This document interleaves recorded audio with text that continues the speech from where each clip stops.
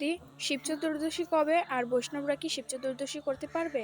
আর মহাদেবের কি অর্পিত ফল ও চরণামৃত কি আমরা খেতে পারবো? সন্ধ্যা, তুই খুব সুন্দর প্রশ্ন করেছিস। এবছর মানে 2026 সালে চতুর্দশী ব্রত দুদিনে পড়েছে। এক হচ্ছে 15 ফেব্রুয়ারি, আরেকটা হচ্ছে 16 ফেব্রুয়ারি। তো যারা বৈষ্ণব বা হচ্ছে কৃষ্ণ ভক্ত, কৃষ্ণ মন্ত্রে দীক্ষিত, কৃষ্ণ অনুরাগী, ওনারা 16 ফেব্রুয়ারি শিব চতুর্দশী ব্রত পালন করবেন।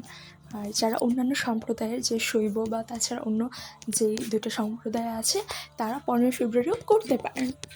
এখন আসি যে বৈষ্ণবরা শিব চতুর্দশী ব্রত পালন করতে পারবে কিনা। তো এর বর্ণনা খুব সুন্দরভাবে শাস্ত্রে বলা আছে যে মহাদেব হলেন বৈষ্ণব চূড়ামণি, এবং মহাদেবের কৃপা আশীর্বাদ ছাড়া আমরা কখনোই শুদ্ধ কৃষ্ণ ভক্তি অর্জন করতে পারবো না, এবং ওনাকে সন্তুষ্ট করলে একমাত্র আমরা কৃষ্ণর সেবায় নিজেকে নিয়োজিত করতে পারবো। সেজন্য আমাদের যারা বৈষ্ণব আছেন তাদের উচিত শিব চতুর্দশী ব্রত পালন করা। শুধু বৈষ্ণব না, সকলেরই উচিত শিব চতুর্দশী ব্রত পালন করা।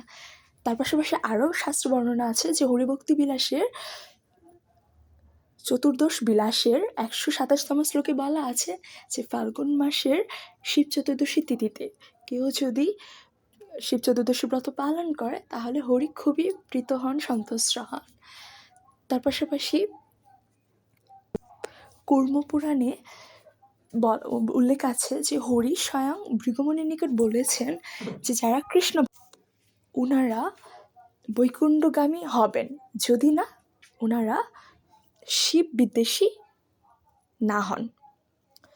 তার মানে এখানে খুব সুন্দরভাবে এটা ফুটে তোলা হয়, যারা কৃষ্ণ ভক্তি অনুসরণ করছেন তারা একমাত্র একটা শর্তেই বৈকুণ্ঠে গমন করতে পারবেন, যদি তারা মহাদেবের সমালোচনা না করেন, মহাদেব বিদ্বেষী না হন, মহাদেবের হচ্ছে পূজা করেন। তাহলে যদি মহাদেবের পূজা করেন তাহলেই তারা বৈকুণ্ঠগামী হতে পারবেন।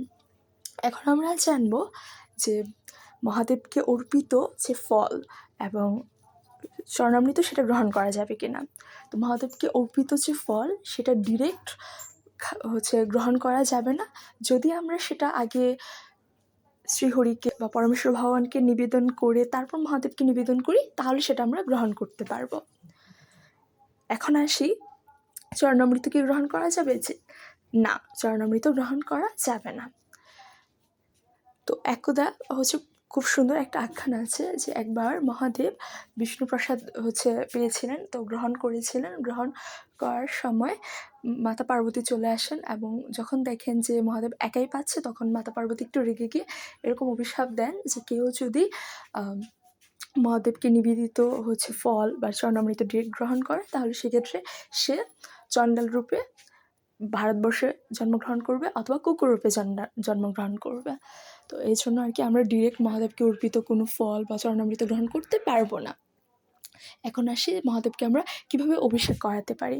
তো অবশ্যই যে আমরা কিভাবে ব্রতটা পালন করব। যারা আপনারা আমিষ ভোজী তারা অবশ্যই আগের দিন নিরামিষ গ্রহণ করবেন, এবং যেদিন চতুর্দশী ওই দিন উপবাস থাকবেন, ফল আদি গ্রহণ করবেন, পরের দিন পালন করবেন। আর অভিষেক করানোর জন্য যে আপনারা ইউজ করতে পারেন দুধ, দই, মধু, ঘি। অবশ্যই চেষ্টা করবেন শঙ্খ ব্যবহার না করতে এবং প্লাস্টিকের কোনো কিছু ব্যবহার না করতে, কারণ এগুলা করা উচিত নয়। তাহলে কি ব্যবহার করতে পারবেন? মাটির পাত্র বা ধাতব কোনো যে পাত্র, যে কাঁসা, পিতল, এগুলো। এবং কি মন্ত্র উচ্চারণ করবেন? বলবেন ওম নমঃ শিবায় নমঃ। তো ভিডিওটা যদি আপনাদের ভালো লেগে থাকে অবশ্যই শেয়ার করবেন। হর হর মহাদেব।